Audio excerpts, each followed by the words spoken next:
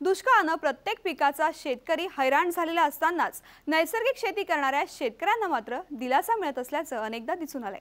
सातारा जिल्ह्यातल्या दुष्काळी खटाव तालुक्यातल्या नेर गावचे मोहन चव्हाण हे देखील गेल्या 5 वर्षांपासून निसर्ग शेती करतायत। त्यांना यंदा 50 दिवसांच्या पावसाच्या गॅप नंतरही बाजरीचं उत्पादन घेण्यात यश मिळाले।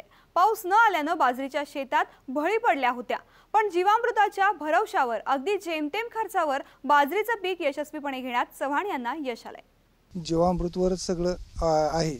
माझ्याकडे एक देशी गाय आहे, त्या गायीपासून गोमूत्र आणि शेण ह्याच्यावरच जीवामृत मी सगळ्या शेताला वापरतो। माझी 2-4 वर्ष झाले झिरो बजेट शेती चाललेली आहे। बाजरीचं पीक आलाचा पहिला बिवड होता, अजिबात त्याला काही टाकलेलं नाही। दुष्काळ असल्यामुळं पाणी सुद्धा पाजता आलं नाही, तरी आहे या परिस्थितीत पीक आलेलं आहे आणि बळी पडलेले आहेत।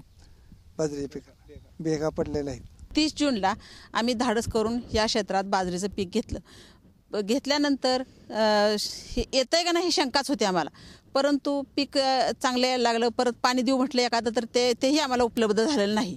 तर आम्ही ह्या पिकाला पाणी दिलेलं नाही, खुरपणी केलेली नाही, काही जीवामृत टाकलेलं नाही, काय हा परिणाम कशाचा असेल तर तो आम्ही ह्याच्या अगोदर आलं पीक घेतलं। आल्याला सुद्धा आम्ही रासायनिक वगैरे काही वापरलं नव्हतं। आम्ही 4 वर्ष झालं झिरो बजेट नैसर्गिक शेतीच करतो, पाळीकरांच्या सरांच्या म्हणण्याप्रमाणे। तर मला असं वाटतं त्या जमिनीत आता आमच्या रासायनिक खताचा अंश न राहिल्यामुळं आज आमच्या क्षेत्रात हर प्रकारचे पक्षी, मधमाशा येतात। आज बाजरीची उंची सर्वसाधारण 5 फुटापर्यंत आहे। एका कणसाची लांबी उंची 1 फुटापर्यंत आहे।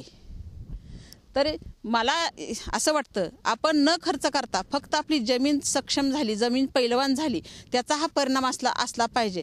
त्याशिवाय एवढं बाजरीचं पीक बिना पाण्याचं, बरं पाणी वरचं पाणी तर नाही दिलं, पण पावसासुद्धा पाणी तिला मिळालं नाही, नुसत्या हवेवर किंवा नैसर्गिक ह्याच्यावर आलेले बाजरे। तर ह्या 20 गुंठ्यात कमीत कमी 7 क्विंटल तरी बाजरी होईल असं ह्या दुष्काळात। 7 क्विंटल म्हणजे खूप झालं अर्ध्या एकराचं उत्पन्न, असं मला तरी वाटते। चारा मिळून आपल्याला बिना विषाचं, बिना रासायनिकचं अन्न मिळणार आहे। त्यामुळे आपलं आरोग्य सुधारणार, आपल्याबरोबर जे कोणी आपल्या शेतातली बाजरी घाल त्यांचंही आरोग्य चांगलं राहणार आहे। आज विषमुक्त अन्न मिळणं माणसाला मुश्किल झालं आहे। विषमुक्त अन्नामुळे माणसाला हर प्रकारचे रोग जडत आहेत। आज आपली पहिली भारतभूमी ही सुवर्णभूमी म्हणून गणली जात होती, पण आता सुवर्णभूमीची बंजर भूमी झाल्यासारखी झाली ह्या रासायनिक ह्याच्यामुळं। तर आता इथून पुढे सगळ्यांनी जर असं झिरो बजेट शेती केली तर परत आपली भारतभूमी सुवर्णभूमीला अशी आशा वाटते। आणि आपण ह्याच्यात प्रत्येकाने जर सहकार्य केलं तर एक मोलाचं सहकार्य लाभेल आणि एक सामाजिक कार्य होईल असं मला वाटतं।